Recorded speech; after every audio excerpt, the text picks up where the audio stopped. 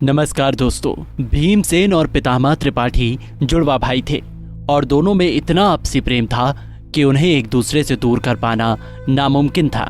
जी हाँ, मृत्यु भी इन दोनों भाइयों को एक दूसरे से दूर नहीं कर पाई।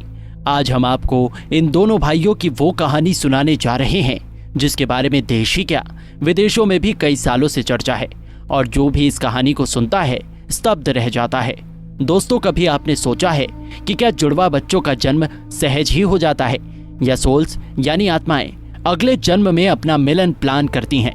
क्या ऐसा हो सकता है कि इस जन्म की अधूरी चाहतें जो किसी कारण पूरी ना हो पाई हो वो इतनी शक्तिशाली हो कि विधि को भी इन आत्माओं को अगले जन्म में मिलने के लिए मजबूर होना पड़े? अगर वर्जीनिया यूनिवर्सिटी के प्रोफेसर इयन स्टीवेंसन की माने तो हमारा जन्म एक ऐसी वेकेशन की तरह है जिसे हम किस किस से मिलेंगे ये पहले से ही तय होता है। आप जिन लोगों को अपने जीवन में मिलेंगे वो एक कार्मिक सोल ग्रुप है और आप भी ये तय करते हैं कि वो आपके कितने करीब होंगे। ऐसा ही एक केस था भीमसेन और पितामह त्रिपाठी का, जिनका किसी रंजिश के चलते कुछ लोगों ने कत्ल कर दिया था। भीमसेन और पितामह जुड़वा भाई थे जिनका जन्म उत्तर प्रदेश के ऊंचा लालपुर गांव में 1935 में हुआ था। दोनों भाइयों में आपस में बहुत प्यार था और वे हर जगह साथ में जाते।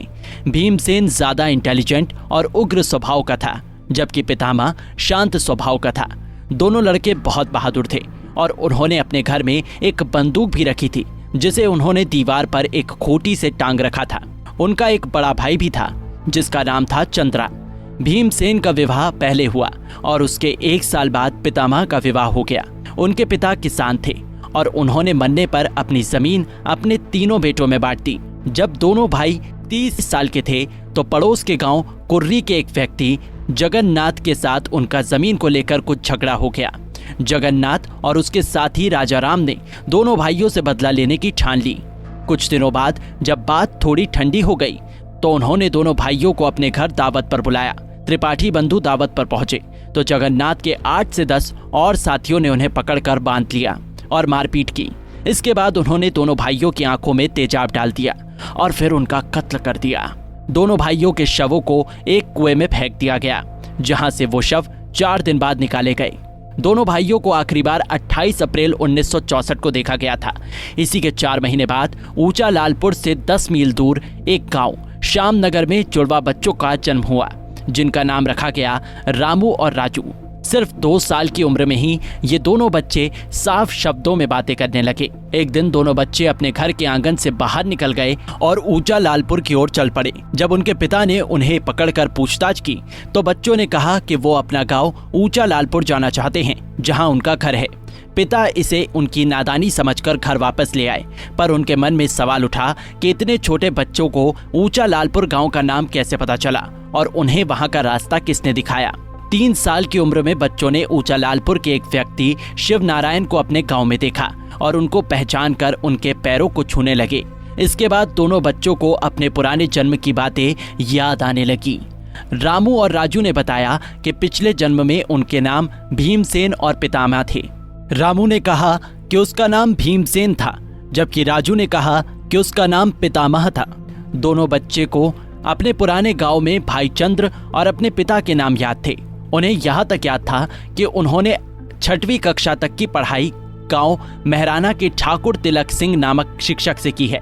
उन्होंने बताया कि उनमें से एक ने बहावलपुर की एक लड़की से शादी की थी और दूसरे ने अतरौली की एक महिला से शादी की थी। भीमसेन ने वास्तव में ही बहावलपुर की एक महिला से शादी की थी जबकि पितामह ने अतरौली की एक लड़की से शादी की थी। राजू को अपने पिछले जन्म यानी पितामह के पुत्र का नाम भी याद था जो कि द्रोण था। दोनों बच्चों को ये भी याद था कि उनके पिताजी मरने से पहले उनके नाम 60 बीघा जमीन छोड़ गए थे। उन्हें ये भी याद था कि उनके पास लाइसेंसी बंदूक है जो उनकी पिछले जन्म की मां राम देवी के कमरे में एक दीवार पर खूंटी पर टंगी हुई थी। इन दोनों बच्चों को अपने पिछले जन्म के कातिलों के नाम भी याद थे और ये भी कि उस रात उनके साथ क्या हुआ था। ये सारी बातें इतनी सटीक थी कि उनकी जानकारी इतने छोटे बच्चों को होना नामुमकिन थी। रामू और राजू की खबर बहुत जल्द ही आसपास के गांव में फैल गई और जब भीमसेन और पितामह के परिवार को ये बात पता चली तो उनकी मां राम देवी से रहा नहीं गया और वो अपने बच्चों से एक बार फिर मिलने श्यामनगर चली आई। जैसे ही बच्चों ने अपने पिछले जन्म की माँ को देखा तो उन्हें तुरंत पहचान लिया और माँ ने अपने बच्चों को गले से लगा लिया और तीनों बहुत रोए।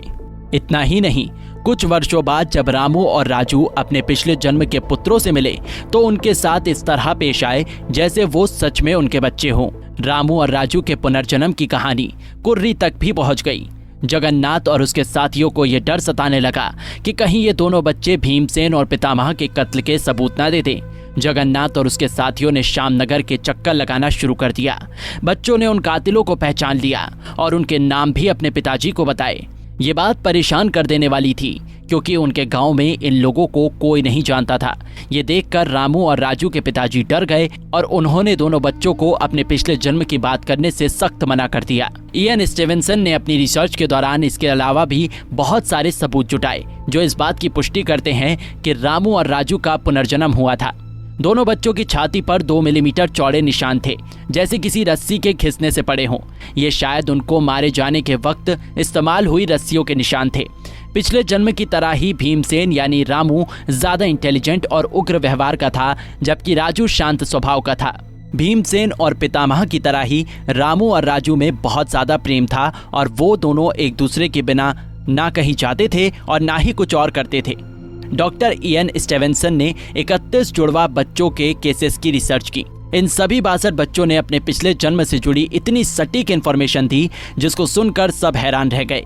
इनमें से 35% बच्चे अपने पिछले जन्म में भी भाई बहन थे, 29% बच्चे पिछले जन्म में दोस्त थे, 19% बच्चे अन्य रिश्तेदार थे और 16% बच्चे पति पत्नी थे। साहिर लुधियानवी की नज़्म तेरा मुझसे है पहले का नाता कोई, यूं ही नहीं दिल लुभाता कोई, हम सभी ने सुनी और सराही है। पर साहिर साहब ने इस गाने में शायद प्रकृति के एक ऐसे सच का बखान कर दिया जिसके बारे में वो खुद भी नहीं जानते थे। क्या आपको भी कभी लव एट फर्स्ट साइट हुआ है या किसी अनजान आदमी से अचानक लगाव महसूस हुआ है? तो हो सकता है कि वो व्यक्ति आपके कार्बिक सोल ग्रुप का हिस्सा है और आपका उससे किसी पिछले जन्म का नाता हो। अगर आपके जीवन में भी कुछ ऐसे लोग हैं जिनसे आप हर जन्म में फिर से मिलना चाहोगे तो हमें कमेंट सेक्शन में जरूर बताएं। उम्मीद है आपको हमारी ये वीडियो पसंद आई होगी। अगर आपको हमारी ये वीडियो पसंद आई हो तो इसको लाइक करके चैनल को सब्सक्राइब करना ना भूलें।